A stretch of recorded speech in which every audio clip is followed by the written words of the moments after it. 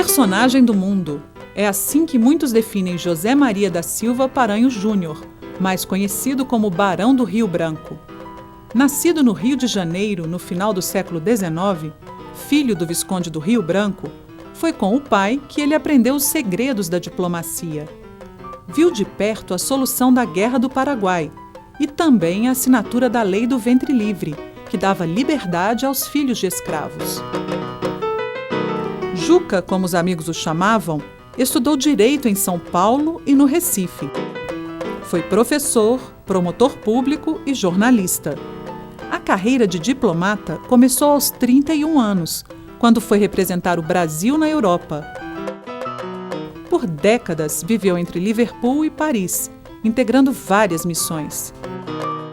Desde então, dedicou-se a escrever obras sobre a história do Brasil. Bem, o Barão era um grande estudioso, ele era um homem que tinha grande apego pelos livros, pelo trabalho de gabinete, era apaixonado pela história, principalmente a história militar. E no começo da sua carreira ele foi jornalista, ele chegou a tentar política, mas como ele era avesso aos discursos apaixonados, era avesso à tribuna e preferia o conforto do seu gabinete, e ele optou por desistir da política, como queria o seu pai. Ele seguiu carreira de jornalista, então, chegou a ser diretor de um jornal, A Nação, por volta de 1870, até 1876, quando ele entrou para a carreira diplomática, da qual seguiu pelo resto da vida. Paranhos Júnior era um conhecido defensor da monarquia. O título de Barão do Rio Branco foi concedido pela princesa Isabel, já às vésperas do fim do Império.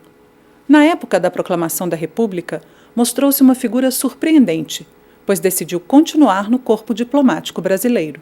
E foi no período republicano que o barão alcançou suas vitórias mais expressivas. A partir de 1893, o Barão do Rio Branco tornou-se figura fundamental na definição das fronteiras do Brasil. Na época, negociou com a Argentina para assegurar parte dos territórios do Paraná e de Santa Catarina. Depois, fechou acordo com a França, expandindo a fronteira do Amapá. Graças ao prestígio obtido nessas conquistas, o presidente Rodrigues Alves nomeou o Barão do Rio Branco ministro das Relações Exteriores. Logo em seguida, veio sua maior vitória, o Tratado de Petrópolis, assinado com a Bolívia para garantir ao Brasil a posse do território do Acre. Por muitos anos, havia se arrastado uma disputa velada entre Brasil e Bolívia, pela posse da região que hoje chamamos de Acre. Grupos de brasileiros, vindos principalmente do Nordeste, fixaram-se na área para trabalhar nos seringais. Com o avanço dos trabalhadores sobre a floresta, a Bolívia resolveu arrendar o território para uma companhia americana. Os brasileiros se revoltaram com a decisão e, comandados pelo gaúcho Plácido de Castro, iniciaram a Revolução Acreana.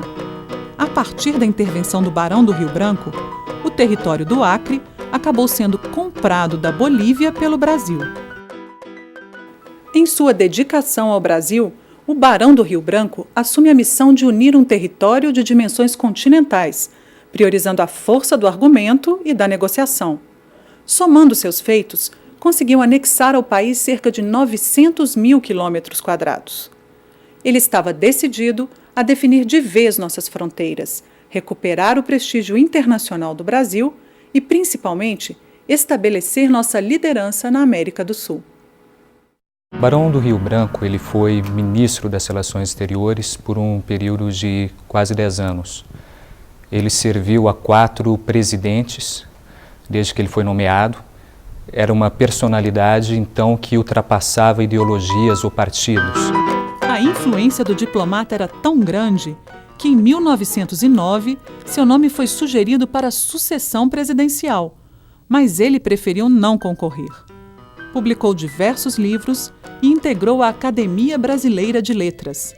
Sua morte, durante o Carnaval de 1912, alterou o calendário da festa popular no Rio de Janeiro, por conta das intensas homenagens prestadas. Ele não só angariou um grande reconhecimento popular no Brasil, como também o reconhecimento dos seus pares em outros países, de diplomatas estrangeiros.